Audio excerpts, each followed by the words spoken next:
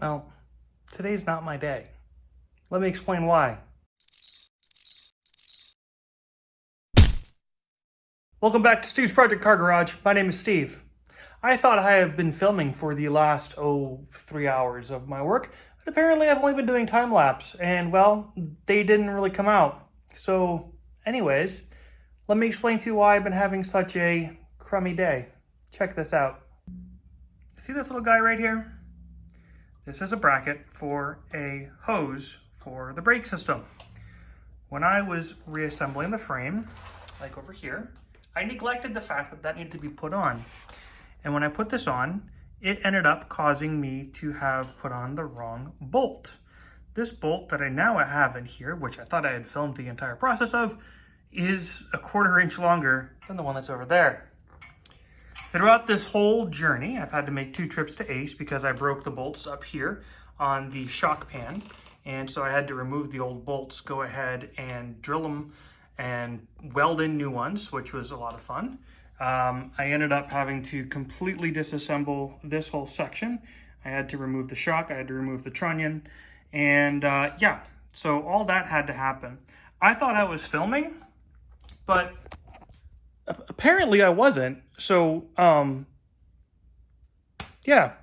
So I've already done the passenger side. I guess I'm gonna refilm the driver's side and I'll show you what's going on. All right, so I brought some visuals that might make what I'm trying to do and explain here a little easier to understand. So essentially, you got this 3/8 bolt. I think it's 2 inches long, maybe 2¼ inches long. This guy right here. Yeah, that's the bolt that pretty much resides in there currently. I need to replace it with this bolt because this one's about a 1/4 inch longer. And the reason I have to do that is because I have to put this bracket on that bolt.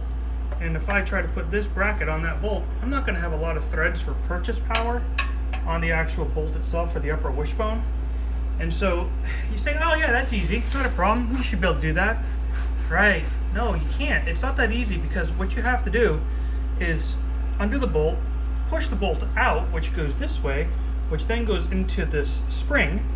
And in order to get it out and to replace it, you have to remove the spring. To remove the spring, you have to remove these bolts here and hope you don't snap one, and then remove the actual shock. But before you do that, you have to disconnect the shock and the lower trunnion. So it's not a straightforward process. To replace one bolt, you've got to pretty much remove 2 major components and hope you don't break anything in the process. And when I did it over on the other side there, I ended up breaking a couple of these bolts, and I replaced those bolts with a little bit thicker, stronger bolts than what's on here from Rimmers. If you saw my short earlier, you know why. So I'm gonna get this apart. Fingers crossed I don't break those, but if I do, I have the hardware and a plan to go ahead and replace those. I just really don't feel like digging out the grinder and all that jazz to do it. But let's get cracking. I'll set you up on a tripod and show you what happens.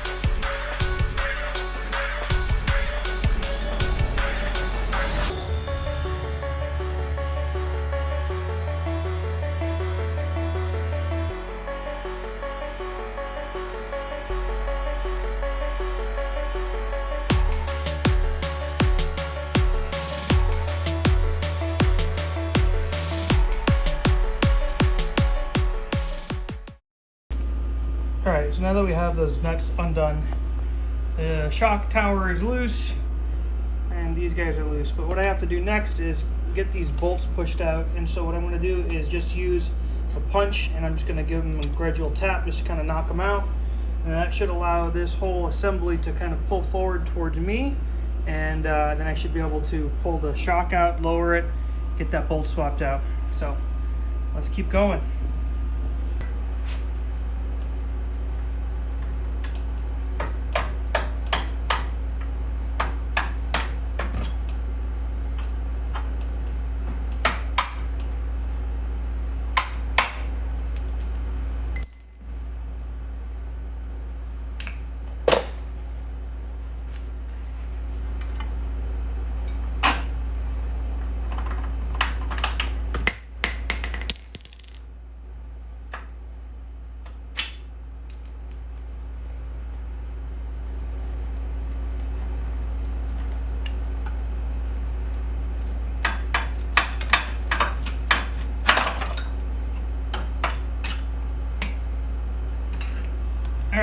now I got that out.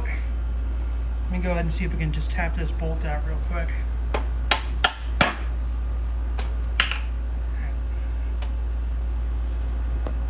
Maybe one-handed pull? Yeah? Huh? Are we gonna make it? I'll tap it. Hold on. Let's see if I can try to do this one-handed.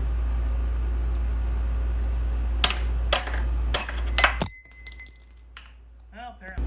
Alright, so there's the bolt on the left that just came out, and the bolt on the right is the one that's going in. So it should be real simple. Just pretty much slide it in, and we'll reassemble. So let's keep. Alright, well that bolt's in, so I put in some anti-seize along the way.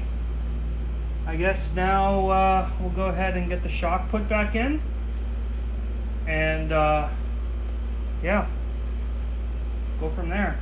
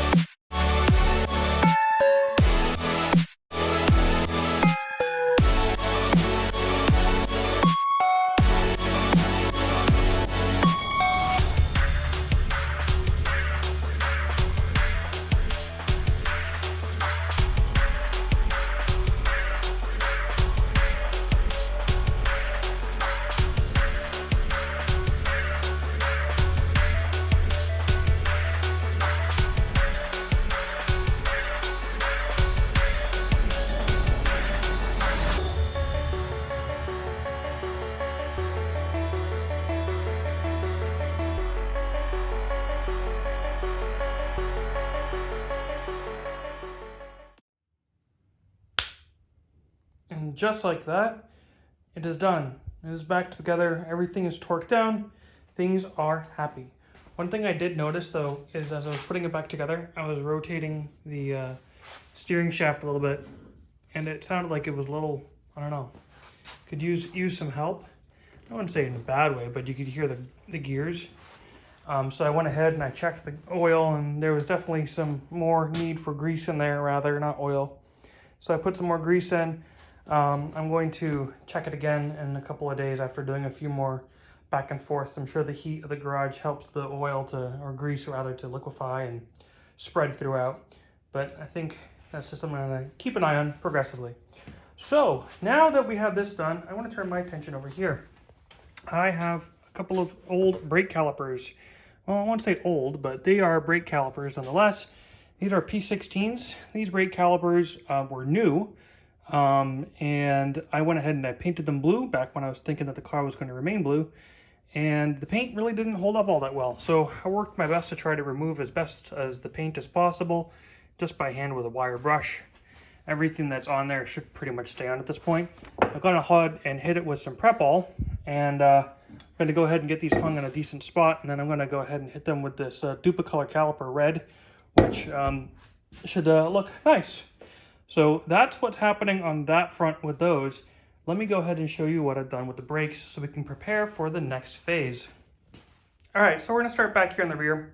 I went ahead and when I stripped the frame, I took all the brake lines off, obviously, and I've put them back in situ, and they're just kind of all temporary where they are. But I'm gonna use these as sort of my, guides for bending new brake lines. I went ahead and I cleaned up these three-way unions. They're in perfect shape, so I will reuse those. But everything else is going to be new. So I am going to delete the PDW-A. So this main home run will have to be a little bit longer to go to the master cylinder. And same with the one here on the front. But again, cleaned up the three-way union. Looks nice. But these lines are pretty much just going to be a guide as far as how long they need to be and what the bends are going to sort of look like. So that's going to happen in the next video. Another thing that's going to happen in the next video is I'm going to go ahead and put together the drum brakes in the rear. I have all the parts for that. I'm going to go ahead and just put that together. And yeah, we'll get those calipers installed, which should be pretty sweet. One thing I am going to do that is going to be a bit of an upgrade too is I got these let's see here, Goodridge Performance braided stainless steel lines. One of the things I'm not crazy about on the Spitfire is the braking feel. And I know that with this car specifically, it was like you had to pretty much go Fred Flintstone and really hammer the brakes to be able to get it to stop. I'm thinking that a lot of that has to do with the lines. So I'm going to go ahead and replace obviously all the main lines, but then I'm putting on these braided stainless steel lines in the front and the back in hopes that that helps. So that's kind of what we're looking at for there. Let's go ahead and get this wrapped up. Thank you so much for tuning in. If you haven't done so already, please go ahead and hit that subscribe button and click the bell to get those post notifications. I'm over 1,000 subscribers now, so thank you all for those who have already done so. I greatly appreciate it. I've been playing around with also releasing a shirt. If you actually look in the little section down below, there's like kind of like a template of a shirt that I've been working on. I want to get one of those printed up and then I can show you guys in person, but it's going to be kind of cool. So check it out if you have the opportunity. Outside of that, when working on project cars like this, just remember, don't snap bolts, and most importantly, don't be that dreaded previous owner. Cheers.